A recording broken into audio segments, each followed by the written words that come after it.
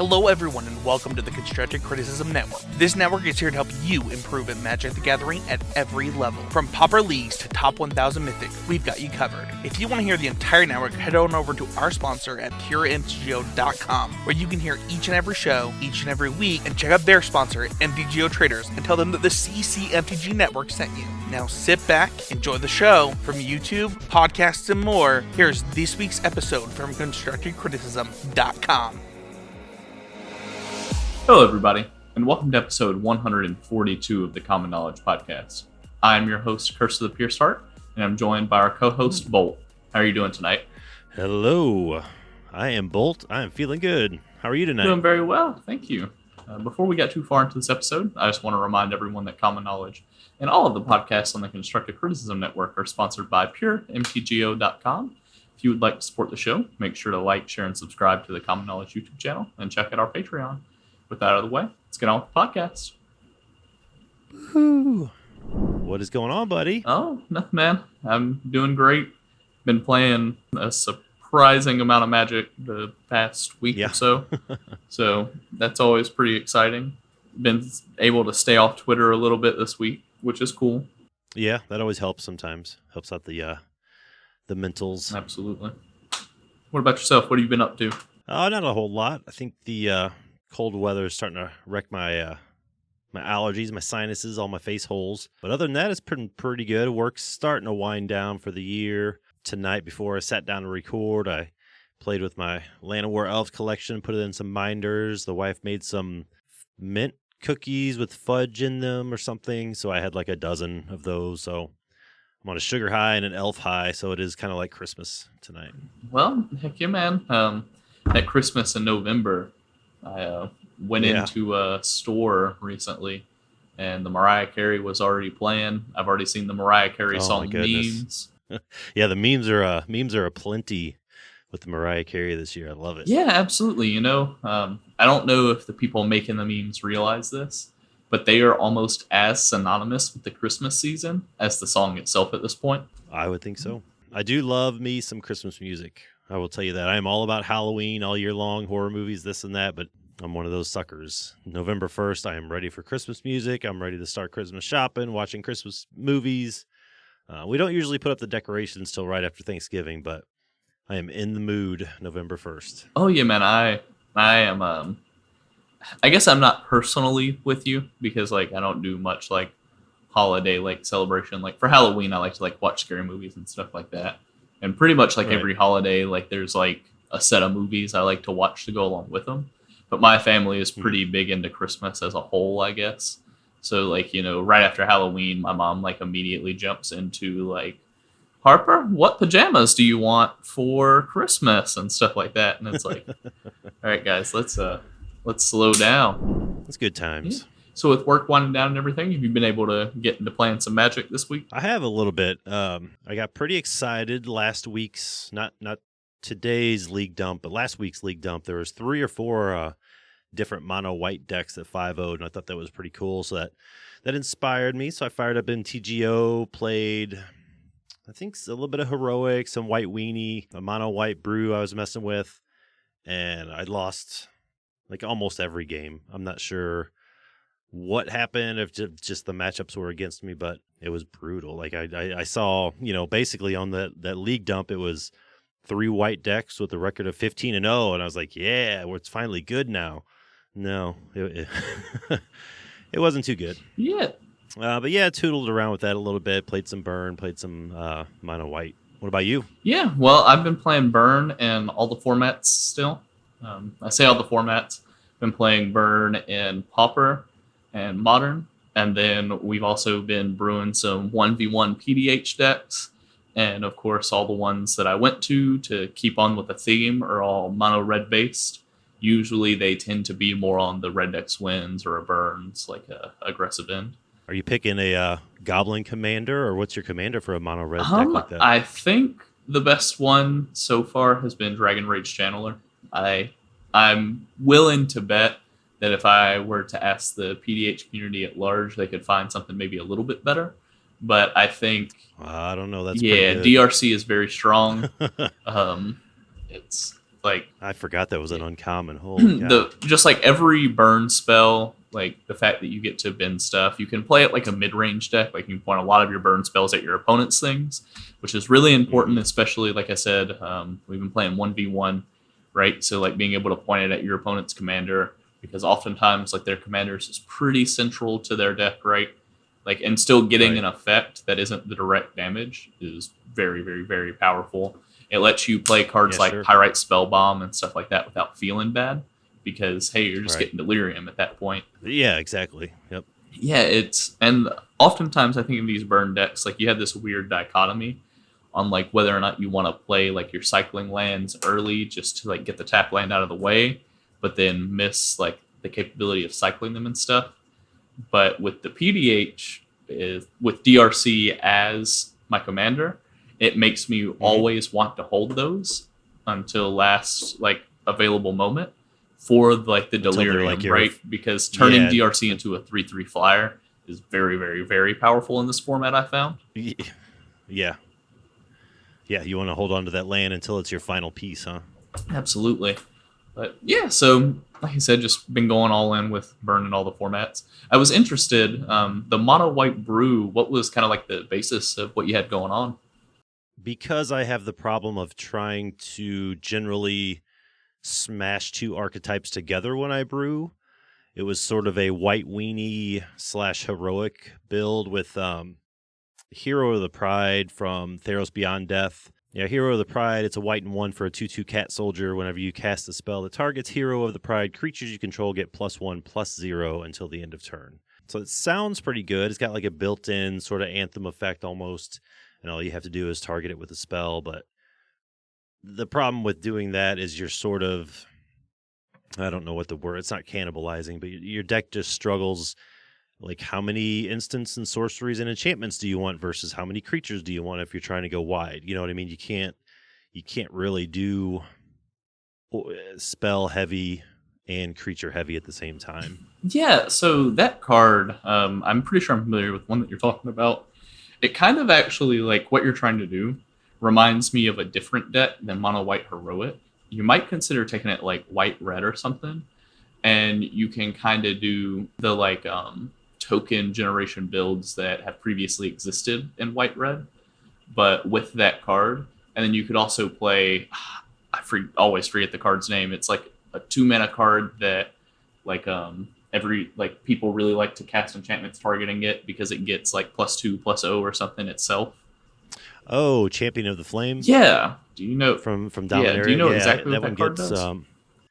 Yeah, it's Champion of the Flame. I have a janky Boros equipment brew built around that one pretty much. But yeah, that's red and 1 for a 1/1 human warrior with trample. That's very important. It does have trample. Champion of the Flame gets +2/+2 for each aura and equipment attached to it.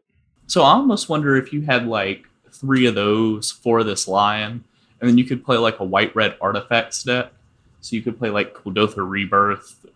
If you really wanted to go deep with it, you could play like Squadron Hawk or like Dragon Fodder or something to like get your board wide, but without having Krinko's Command, or whatever, exactly. Battle Screech, that sort of thing. Yeah, like you just play like 4 Kuldotha Rebirth and then probably like 3 more token generators. But then you play like your lion alongside this guy, the Champion of the Flame, I think you said. So like you play all of that as like one package that's just like this like aggressive artifact kind of deck, and then the rest of it is kind of like your pump stuff. And then like I don't know what you do about the mana because I have a feeling like your mana would be really rough. But a lot of times you're probably not looking to have a turn 1 play. So like you could play like the white-red bridge and probably get away with it. You could play like Glint Hawk too if necessary. Not sure how necessary that would be in a build like this, but that might be something to kind of like stew over, whether or not like. Well, you could also with Glint Hawk, you could bounce back in equipment if you wanted to put it on a different. Yeah, exactly. A lot of the newer equipments are pretty cool because a good handful of them equip, like they auto equip when they ETB, so that's nice. I think the creature you might have been thinking of is Goblin Gavalier. What's it do? It's a 1/1 for 1 red Goblin Warrior with trample. And it gets +2/+0 for each attachment or each equipment attached to it. So I think actually that might have been the one that I was thinking of, but the Champion of the Flame might actually be better because it also counts towards enchantments, which is kind of what you want to do with the Lion, right? Is have like enchantments to equip. Yeah, because if you were to equip the Lion, it's not really targeting, so it doesn't trigger that Neroic ability.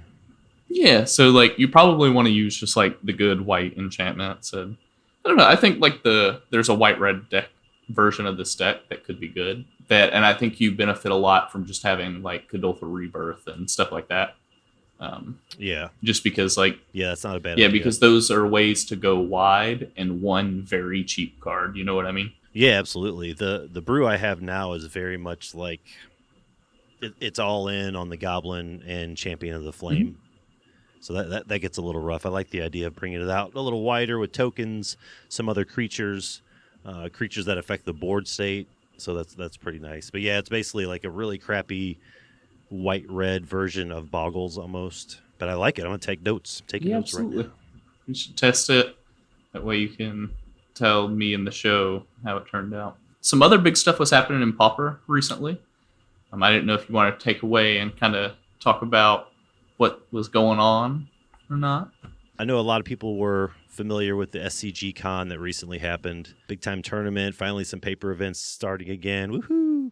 And rejoicing. But one of our Twitter buddies at Pauper Command, they are a big PDH fan. That's typically what they tweet about most of the time is PDH. But what I found out during SCG Con is that they are also a judge, and they were asked to look over some of the side events, the Pauper side events at SCG Con. So that was really cool. I asked them to sort of not live tweet it, but just sort of tweet their thoughts, what things they saw, that sort of thing, decks they may have noticed or whatever. And they gave me a big list, and it looks pretty cool. There's some slivers, a lot of Affinity, really only one or two Fairies lists that I'm noticing, Mono Black Control, that sort of thing. So it was either top tier or tier 2 decks, it seemed like, with a couple brews mixed in. He's got one deck here labeled Teamer Dungeon Loop with Lost Mine of Fandelver. I'd have been pretty interested in see how that one works. But the one at the bottom of the list there, the White-Red Auras Heroic, maybe that's close to what I was talking about or what you were talking about. But that one caught my eye too. Anything on this list you see here that caught your eye? Yeah. So I think our eyes both went to the same one whenever we saw Teamer Dungeon Loop. We were like, ooh, what is that? The big one to me, just an deck that I've had affinity with, but like I've never had great success playing it, is Mono Green Infect in Pauper.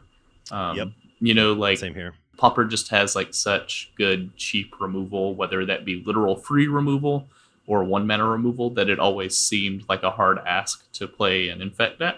But anytime like I see Infect show up in an event, I'm always curious at like how the pilot is playing it, right? Like if it's like an all-in, like I'm going to play my creature on turn 1 and then hope to win on turn 2 or turn 3, or if they're kind of playing like a little bit slower sort of deck. I assume because this one's mono green, that means that they're more of like the all-in style. I would definitely like to see stuff like that. All the different affinity decks that are all different color combinations are also really interesting to me, I guess. Like that's something that I used to talk about a lot, and I stopped talking about it here recently, just how much diversity there is in the affinity decks a lot of times. And how that's a really big strength of the affinity decks. Almost like you can build your deck tailored to any meta without losing much strength from the core of your deck. Right. It's almost got the same, Tron can do the same sort of thing. Almost a toolbox deck. You can just sort of customize it to play however you want it to play, because you know that you swap out 1 or 2 cards here and there and your deck's going to produce whatever mana you want it to produce pretty much.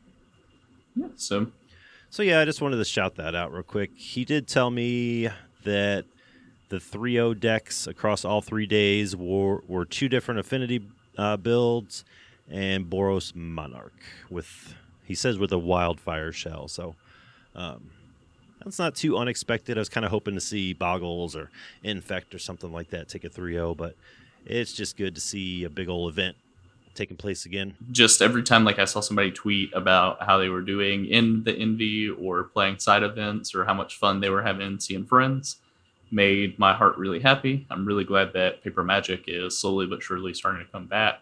It's already came back in a big way on the local levels, I know, but even on those like regional or semi-regional levels are like really huge. And the Magic community at large is so many different things to so many different people. And for a really long time, we were just missing like 50% of what Magic was to people. And so I'm glad that people are finally getting to experience that again. Yeah, absolutely. That was really well said. I think I've seen a lot of people on Twitter, hyped up for Vegas for the big Channel Fireball event, but I bet half of those people don't even talk about, I can't wait to play. They're just like, I can't wait to go. I can't wait to see my friends and dress up, cosplay and do this and play these games and sit down to some Commander and just be in that environment for a few days. Yep. But anyways, you and I have kind of both been playing similar decks here recently.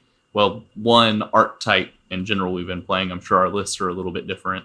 That's actually going to be our main topic, is we're going to try and do a slightly deeper dive into Burn this week. Yes, mono red burn, staple of the format. I think one of the pillars, I would say, of the Pauper format. Of most formats where there is a burn deck, it's probably one of the pillars. Yeah, I can definitely agree with that.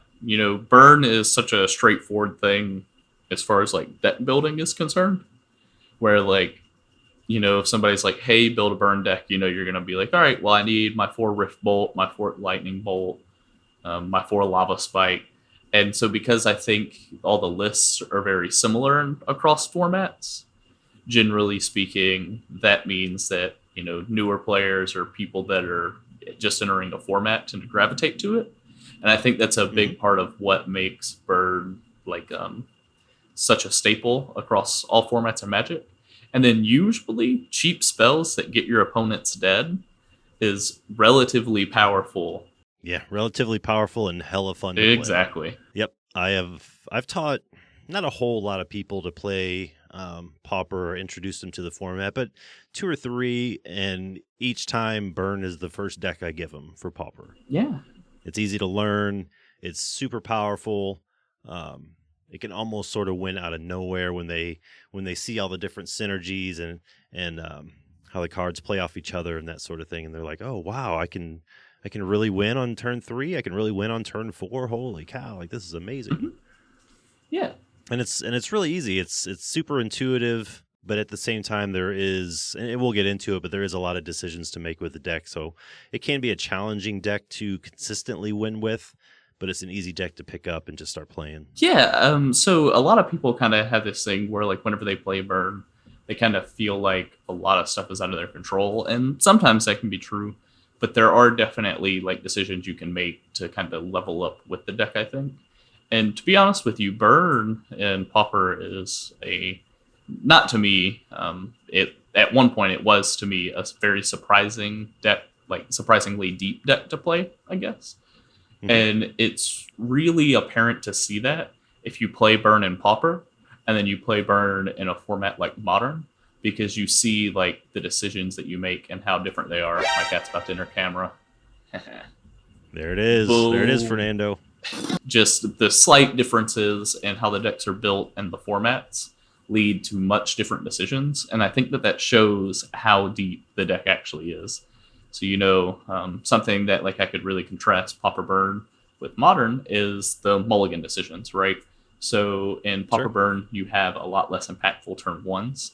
So, in Modern, right, like your ideal is you're wanting to play Goblin Guide or Monastery Swiftspear and attack, because you're looking to basically take 1 mana and get 4 to 6 damage out of it, if not more, depending on what the matchup is. Right. Or at least trade it for a card, right? So like if you're like, I want to play this Goblin Guide, hit you, and then you bolt it, that's totally fine because you got 2 damage and you had made them have to trade. That lightning bolt they killed your guide with didn't go at your face. But because in Pauper Burn, you know that you're going to have less impactful turn 1s, right? A lot of times you're looking to build towards really impactful turn 2s and turn 3s, right? So you might be looking to suspend a Rift Bolt, and then turn 2, Needle Drop Gitu Lava Runner to, draw a card, deal a bunch of damage, and still be set up for turn 3. Or you might be looking to land a Thermo Alchemist to have a super big turn 3. And so a lot of times, like, that really goes into your mulligan decisions, because a lot of times when you're playing Pauper Burn, you're already wanting to have the second land wrapped up.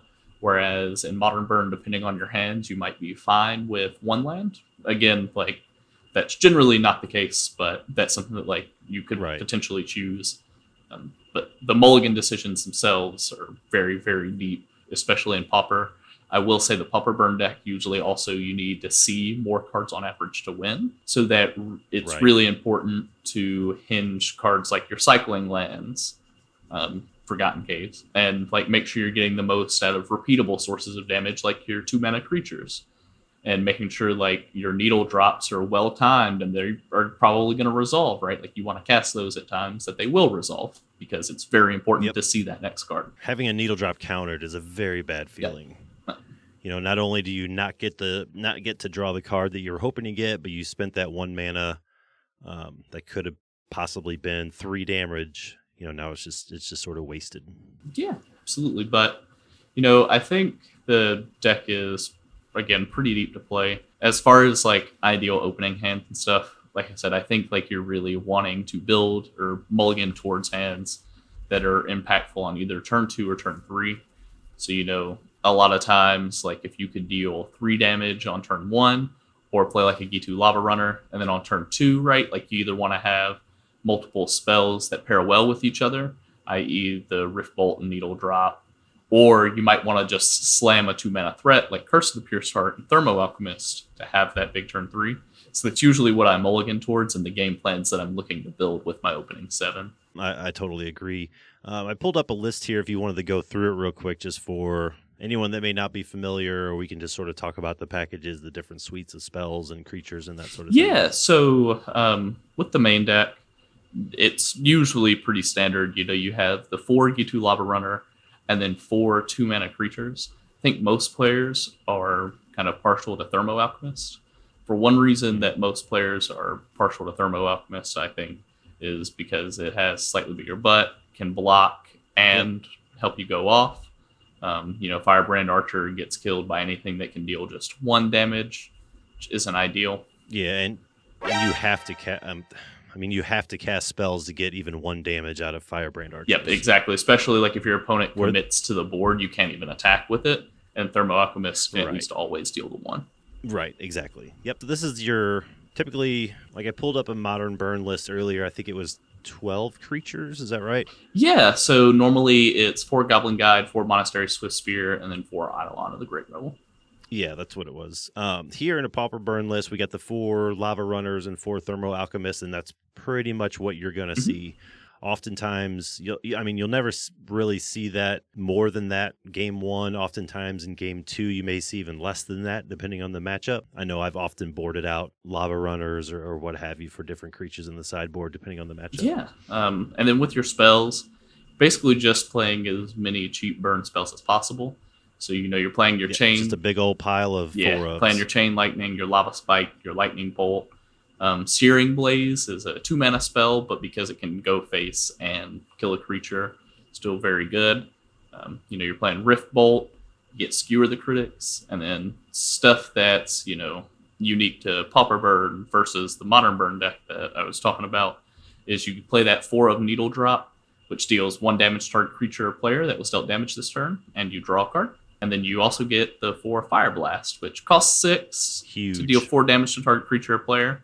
But you are never, ever spending 6. You're always sacrificing 2 mountains, at least 99.9% of the time. Yeah, if you got to spend 6 on this card, you probably should have scooped last turn. Right. But yeah, because of Fire Blast, this, in Christmas land, as they say, because of Fire Blast, Burn can win on turn 3 if you're on the draw, if you got enough cards in hand. I can't really think of another Pauper deck, well, now that Squirrels are out of the format, another Pauper deck that can win that early, necessarily. Maybe the Goblin combo, but still, that's still a combo deck designed to win that early. So yeah, there's a lot of power packed in here. Obviously, you got to worry about your matchups and stuff like that, but I did want to ask you, we touched on it briefly, the Searing Blaze. I struggle with this Okay. card. Like I just don't know if I don't time it well or if it's just the matchups I run into, but oftentimes it sort of feels bad, like I'm holding on to it to get the maximum value out of it, to get the 3 and 3 instead of the 1 and 1. And in Burn, to me anyways, it just feels bad when you're holding a card. Yeah, so obviously there are times you want to hold it. Like if your opponent has some back-breaking creature that your Searing Blaze can remove, you would hold the Searing Blaze for that creature. But if you're just looking to like remove a creature and get the damage, something that I realize a lot of people that play Burn, at least that I've observed or talked to, a lot of like a really big level moment for these people is the fact that in Magic you're taught, I'm going to play my land and then I'm going to play my spells. And Burn is one of those decks where if you have a land and you're like, I don't know how I'm going to utilize all this mana, you should be thinking, I'm just going to hold this land because if I draw Searing Blaze, this makes Searing Blaze into a Lightning Bolt effect. And it's like the extra mana, so I don't even have to care that the card's 2 mana, right? That is a very good point. I hadn't really thought about that before. That landfall is huge. So, yeah, and I find myself too, specifically against some of the Tron builds, I may sideboard this out, because they may not have a creature in the first 4 or 5 turns that I care about getting rid of or that they even cast, period. Yeah, so don't be afraid to side it out. But in the matchups where, like, if you go through your theory crafting and you're like, I'm pretty sure Searing Blaze is good, right? Like, and then you play it and you're like, man, this feels bad. Kind of think about times that you played a land and then didn't utilize that mana. Or maybe, like, you did utilize that mana, but, like, it wasn't even that worth it. Like, maybe that's a time where, like, you draw it and, like, your thought should be, what happens if I draw Searing Blaze next turn? You know what I mean? No, that's a really good point. I think that's something beneficial to pay attention to. If you've got all the mana you need, three mountains or whatever on board, and you draw another one, like you said, you may want to hold on to it because what if that next card is a Searing Blaze? Then you get that 6 damage out of it. Yeah, and it also makes like really interesting decisions with cards like Forgotten Cave, because like a lot of times the scenario can come up where you have 2 or 3 lands in play, you draw your Forgotten Cave, and your immediate thought is, I should cycle this. But then, like, you think about it, and you're like, well, man, the only way that I win this game is if I get to land a Searing Blaze. You're like, all right, I'm going to hold it for a turn to see if I draw Searing Blaze, because that's the only way I think I can win anyways. So, like, those are some really weird decisions. They're very niche. They don't come up all the time. But this is just, like, one example of, I think the Burn decks are a lot deeper than people give them credit for. Yep, they really are. I know there was a time, I think it was last summer, maybe even 2019, Burn went on a tear, not necessarily a 5-0 tear, but like it was everywhere, and it was running, everybody was running Flame Rift. Remember when everybody was running Yeah, is that Rift? 2 mana red deals 4 to each player? Yeah, 2 mana, yep, 2 mana, 1 in a red to deal 4 to each player. I feel like they were cutting creatures to play it, but I don't remember. I love that card. It just popped into my head. It really has nothing to do with the current Burn builds. I don't really think it was that good. I think it was just catching people by surprise, more or less. Yeah, so that card is definitely good, right? Like, if the formats become a lot about racing, and you feel like you can build Burn in a way to be slightly faster than your opponent's aggro deck, then I think that card's super good.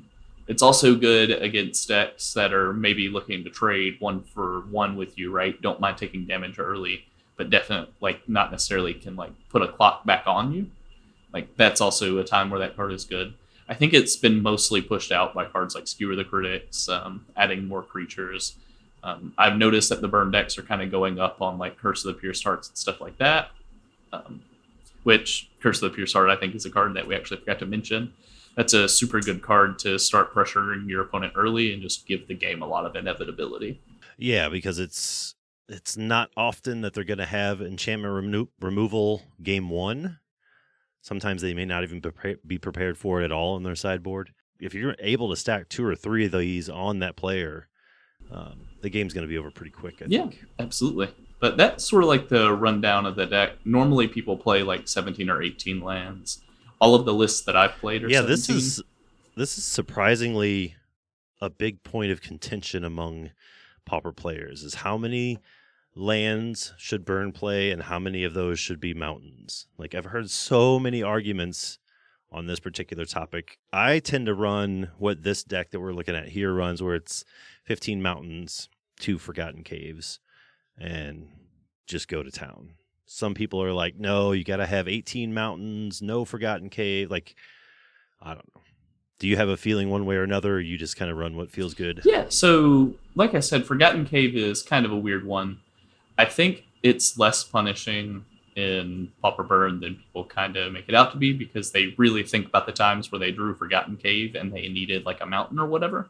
Just like the extra cycling on Forgotten Cave, I think is super beneficial, because I find a lot more times you get flooded with this deck.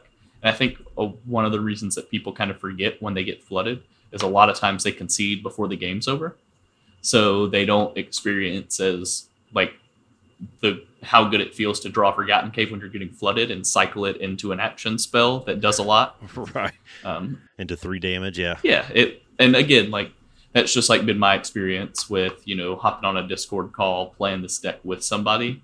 Just kind of what I noticed that they are like wanting to do. No, that's a good explanation. Like I said, I typically stay around that 15 mountain to Forgotten Cave thing.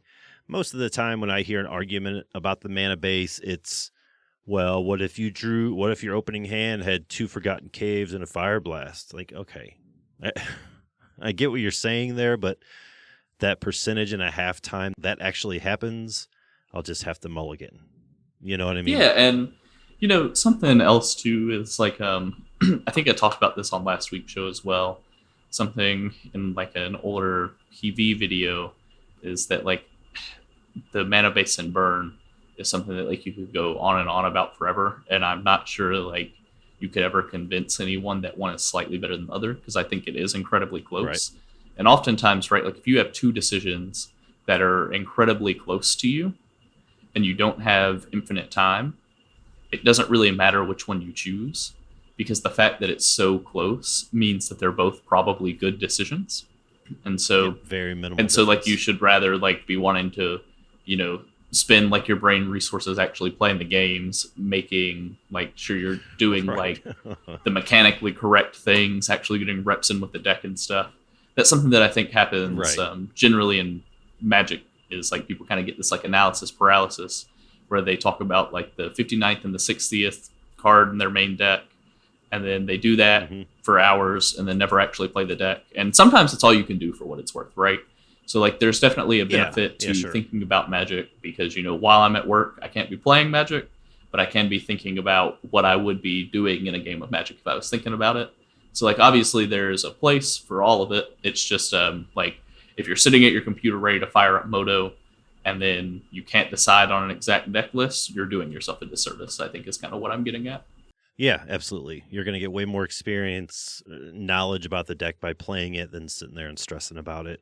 And honestly, you would have to play, I don't know, 1,000 matches with Burn to figure out if 2 Forgotten Caves is better than 1 Forgotten Cave, or vice versa. Yeah, absolutely. And it'd probably be so minimal of a difference that you could almost chalk it up to variance anyway. Right. Yeah, so that's sort of like the main deck. We've kind of built like slight sideboarding guides. We didn't want to give people, or at least I didn't want to give people like a strict like, take 4 of this out, put 4 of this in, or anything like that. Yeah, just talk about like general concepts for some of the bigger matchups in the format. Yeah, because in the end of the day, Burn is pretty much, like you mentioned earlier, it's just a race to 20. How fast can you get your opponent from 20 to 0 and go on to the next game? So the first matchup that we are going to talk about is Affinity. How do you feel about the Affinity versus Burn matchup? I think it's a little better than I give it credit for. I don't care for it.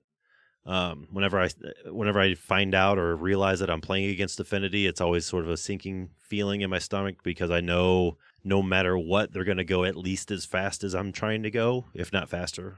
I definitely understand Affinity can be kind of frustrating, I think, because they do like interaction plus pressure really well. And I think interaction plus pressure is really good against the Pauper Burn deck, especially because like a lot of their pressure blanks some of your better draws game 1. So, like, for example, like they can remove your Thermo Alchemist and have a board to block your G2 Lava Runner. So oftentimes you're not getting like 2 or 4 damage out of those like you want.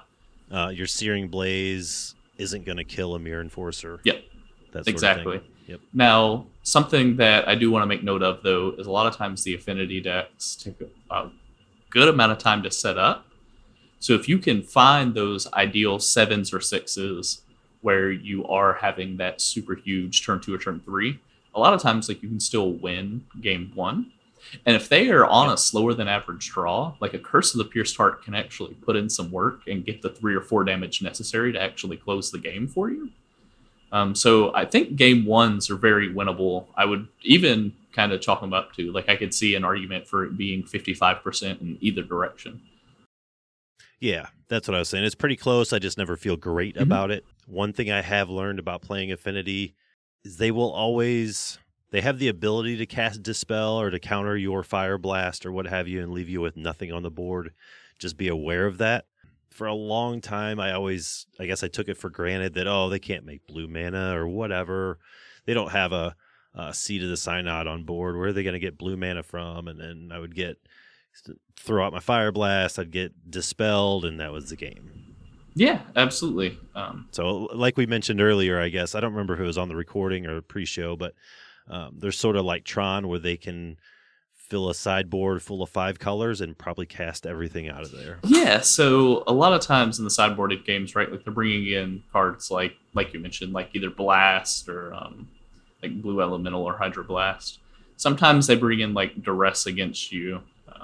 I can't think of too much else unless they're Teamer Affinity and they're also playing like Weather the Storm, and that's a whole different beast in of itself. A lot of times what I take out is I take out like the G2 Lava Runners, and I'm sort of iffy on the curses. And the reason why is that I don't think G2 Lava Runners are that good because Affinity can afford to commit creatures to the board that just kind of get in its way. And the curses are a little bit slow in the post-board games where they're usually trying to set up like either a fast aggro or a combo kill kind of deal. And since they know what you are, like they know what kind of opening hands they need to sculpt. So a lot of times taking those out.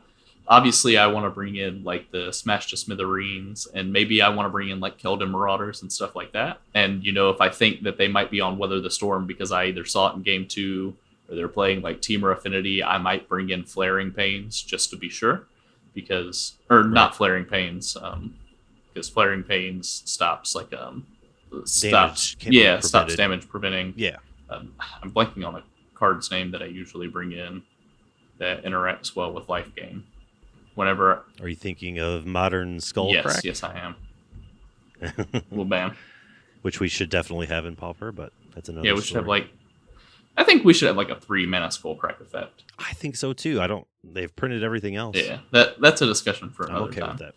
But so basically it's just like try and go as fast as possible. Don't let them interact with what you're doing by not having your creatures in play, and kind of just kill what they have going on. Like if they have something unbeatable, like it's not always wrong to point your removal or your burn spells at their creatures. Like if you can utilize Burning and a Tog to make them sacrifice a pivotal artifact when they didn't want to, you should do that. And for that reason, I actually want to leave in like Searing Blazes, just because you can do stuff like that. And a lot of times, like you're not trying to bring in too many cards against them. And just remember too that just like a lot of other monocolored decks that we have in the format, post sideboard, you're not really going to bluff anybody out. You're not going to do anything tricky out of your sideboard that they're not going to expect.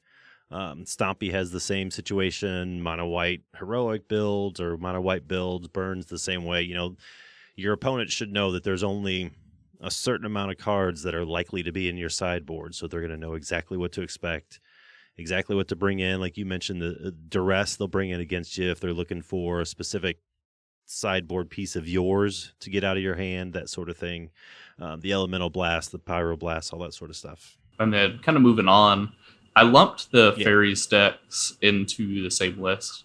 I think there are slight differences in how you might sideboard for one versus the other, but I think they're similar enough in what I feel is good that I just kind of kept them together.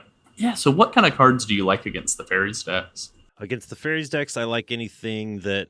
I do love a good Searing Blaze against the fairies decks, because that pretty much kills I mean, obviously it won't kill Angler, but it'll kill pretty much every other creature in that deck. Their Augur of Bolas's, obviously any fairy, Flip Delver if for some reason they're playing that. Other than that, I typically just try to race them because I know if they can stabilize, as blue decks are wont to do, if they stabilize at 4, 5, 6 life by turn 5, then I'm probably going to lose because then they just have a handful of what they need. They they spent the first 4 or 5 turns of the game sculpting their hand to hold those counter spells and stuff for your fire blasts and all that. I don't know. It's really weird because a lot of times, like if I know I'm playing against fairies in game 1, something that like you'll want to consider is thinking of if I cast a 1 mana removal spell and they spell stutter sprite it, like is it worth like waiting a couple of turns to see if I can Searing Blaze the spell stutter sprite to get my 1 mana removal spell through? Then you also have to think, well, what if they play like a Fairy Seer? Then like it would still counter the 1 mana spell. Right. So there's a lot of decisions to make. Like you mentioned, in game 1, I'm partial to just going as quickly as possible and hoping it's good enough. Luckily, in games 2 and games 3, a lot of times it gets a lot better because you get blasts to come in, you get Electrickery for the fairies. You get to remove cards like Thermo Alchemist, which die to all of their cheap or free removal. Yeah. Yep. Yeah, a lot of times too, it's particularly against like blue-black fairies. Burn it's not easy, but you have a pretty good chance of taking game 1 because a lot of times their hand, going into a blind match, they may keep an opening 7 full of creature removal, and you don't really have that many. So a lot of times they're just sitting on those cards, And then you always want to kill the ninja. Always. As soon as you see it. Yes. If you can kill it as soon as you see it, do it. Because that will bury that's how they beat you. Usually is get some sort of like card advantage in play. Yep, absolutely. And then that's kind of like basically my game plan against fairies is to just bring in interaction for their interaction and ways to kill a bunch of creatures at once. And that's pretty much all you can do against them, I think, for the most part. And then moving into the like low to the ground creature decks. So that's going to be stuff like Stompy, even goblins. Elves. Elves is another big one. I even like a lot of what we're about to say against decks like Boggles and stuff. And basically, like this list has them too, and I really like it, is the Martyr. Just having... Yeah, the Martyr of Ashes. Yeah, just having Martyr come into play, wrath your opponent's board, deal with that annoying Boggle. Like, that is oftentimes the difference between them being slightly faster than you and, you being able to stave them off until you can draw the extra 1 or 2 cards you need to finish the deal. Right, absolutely. A lot of times, if Boggles is on the nut draw by turn 3, they are completely out of range from anything you can do. So if you can stick that Martyr of Ashes early, pop it on turn 2 even by revealing 5 cards, you likely just wrath their entire board. So solid move in my book. Absolutely. Other cards that work against a lot of these decks again are like Electrickery, stuff like that. I think that can be fine. Maybe not necessarily against Boggles, just because, they could very easily play around that by literally just playing their Boggles and then playing their enchantments on the same turn. Yeah, and then the last matchup that we had on our list that we want to talk about was the current Tron builds. And I know you feel pretty strongly about Tron, as do I. So if you wanted to kick off what we do against Tron... I do. I put in the show notes the current Tron builds because they are different than Tron was a year ago. They're way different than Tron was 2 years ago. But I mean current, and as in the way that a lot of these Tron decks are main decking Weather the Storm with more of them in the sideboard. That's probably the biggest obstacle I have when I play against Tron with Burn. Because it doesn't take anything for them to, Prophetic Prism, Crop Rotation, another spell, and then Weather the Storm, and all of a sudden they gain 12 life on turn 3. And that's just it. That's game over pretty much against a Burn deck. And it's sort of the same thing with Affinity, but to to almost the next level, a more efficient level, is they can run 5 colors, usually 3 or 4, but they're always going to have some sort of counter spell in hand, a prohibit or condescend or what have you.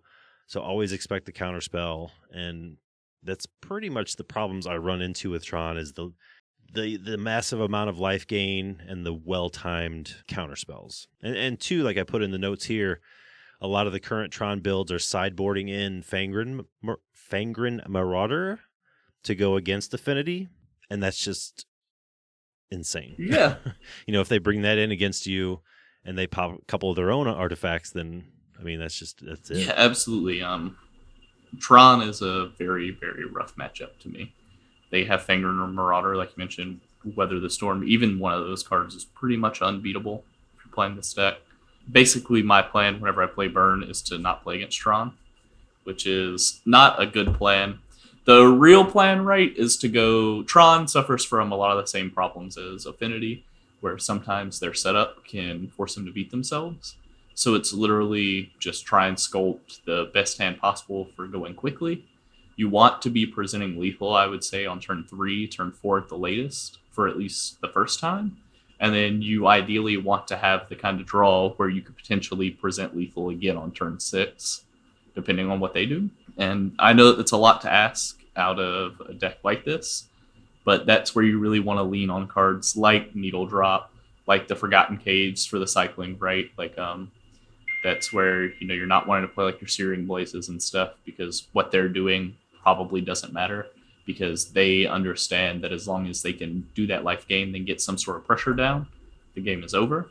So just take advantage of the fact that their deck is very clunky. I've even had Weather the Storm popped off against me. I think it was a turn 3 or turn 4 where it was, Lightning Bolt, Skewer the Critics, Needle Drop, and then Weather the Storm. And I'm like, well, hell, that's 16 life right there. Yeah. Like, that's game over. Right. So it's just brutal. But, not every deck can be good against every other deck. Yeah, so I think that was kind of our Burn slightly deeper dive. Yeah, absolutely. I think that was yeah, I've had a lot of fun playing these decks and the different formats. I think Pauper Burn is very unique in that it's not just always like the go-to meta reset deck, and I think that means that like it's even more under the radar than Burn is in a lot of other formats. And to be honest, if you have a deck, Burn should be like one of the pillars that you should be thinking, can my deck beat Burn? Especially like whenever you go through like challenges and stuff like that. So a lot of times you do see Burn, a few times in the challenges at least, or at least in my experience, I've played against it at least twice every challenge I've played in. Yeah, no, I totally agree with that. Burn is good when life gain is not around, pretty much. Yeah. So with that, you want to go ahead and get into the Q&A? Yeah, we ended up with a couple Q&As this week. We'll start off with the first one from good friend of the show, MTG Brad on Twitter. What would a Pauper Planeswalker do, and should there be one? Yeah, so when I saw this question, I started thinking about it pretty immediately. And I actually went to the internet to see what other people thought about this. And with the Planeswalkers that other people thought would be reasonable, I decided this is just a bad idea. So no, I don't think there should be one, because what people that play Pauper thought should be reasonable is like 5 mana for something that comes down with 2 or 3 loyalty and can potentially buff my entire team and like remove a creature. And it's like, look, man, like the fact that you would even think about letting this card exist scares me.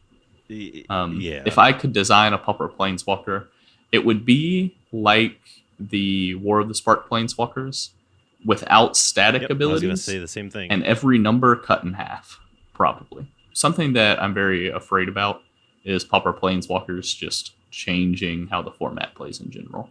Yeah, I agree. I think they would... First and foremost, I'm with you. I don't think it's a good idea. Would it surprise me if WotC introduced a Planeswalker at common? No, it would not surprise me at this point. But yeah, it's not a good idea. I think it would drastically warp the format in a way that, say, like Monarch did.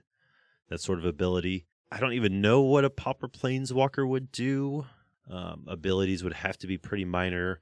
Like you, I immediately thought of the War of the Spark uncommon planeswalkers.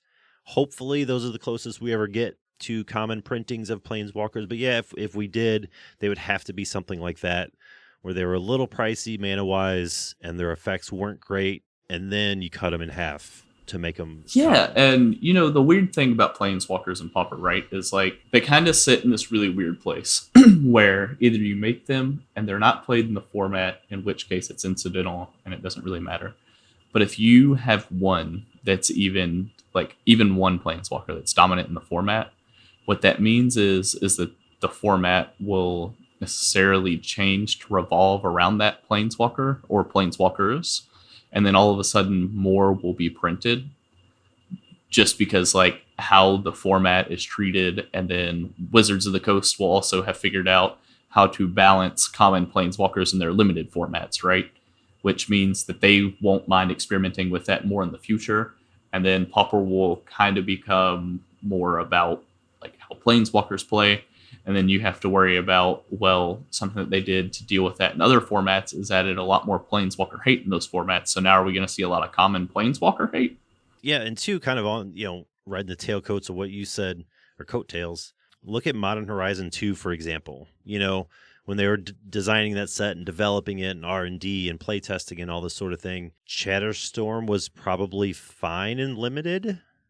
Obviously, Chatterstorm isn't a problem in actual Modern, but it destroyed Pauper. Like, I would, kind of along the lines of what you were saying, I think if they designed a common printing planeswalker for a limited environment and say a supplemental set, Commander Legends 12 or whatever, that it would probably wreck the format. But there would be 10 of them.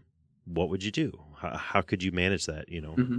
That would be like a case where there could be pretty great deck diversity that comes out of that, but the way that the games play wouldn't necessarily be diverse. I think I hope the closest we ever get are the guild mages. We already have Dimir guild mage. I'd be okay with most of the other guild mages getting downshifted. And hopefully, in my mind, that would be as close as we'd ever get to a planeswalker.